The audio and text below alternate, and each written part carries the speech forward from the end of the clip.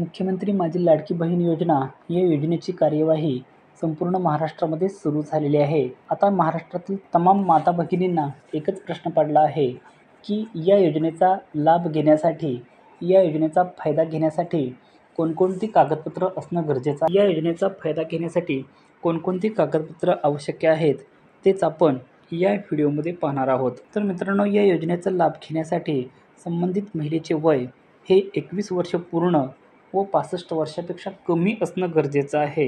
या योजनेचा लाभ घेण्यासाठी संबंधित महिलेकडे पुढील कागदपत्र असणं गरजेचं आहे. संबंधित महिलेचे आधार कार्ड, संबंधित महिलेकडे नॅशनल बँकेचे पासबुक असणं गरजेचं आहे. या योजनेचा लाभ घेण्यासाठी संबंधित महिलेचा एक कलर फोटो लागेल.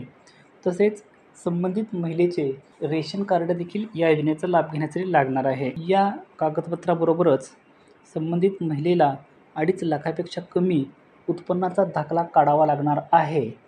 पण ज्यांच्याकडे पिवळे किंवा केशरी रेशन कार्ड आहे त्यांना उत्पन्नाचा दाखला देणं बंधनकारक नाही. संबंधित महिलेला या योजनेचा लाभ घेण्यासाठी रहिवासी पुरावा म्हणून स्वतःचं मतदान कार्ड किंवा शाळा सोडलेला दाखला किंवा जन्म दाखला किंवा 15 वर्ष जुनं रेशन कार्ड द्यावं लागणार आहे. तर मित्रांनो, मुख्यमंत्री माझी लाडकी बहीण योजना या योजनेचा लाभ घेण्यासाठी संबंधित महिलेकडे वरीलप्रमाणे कागदपत्र असणं गरजेचं आहे.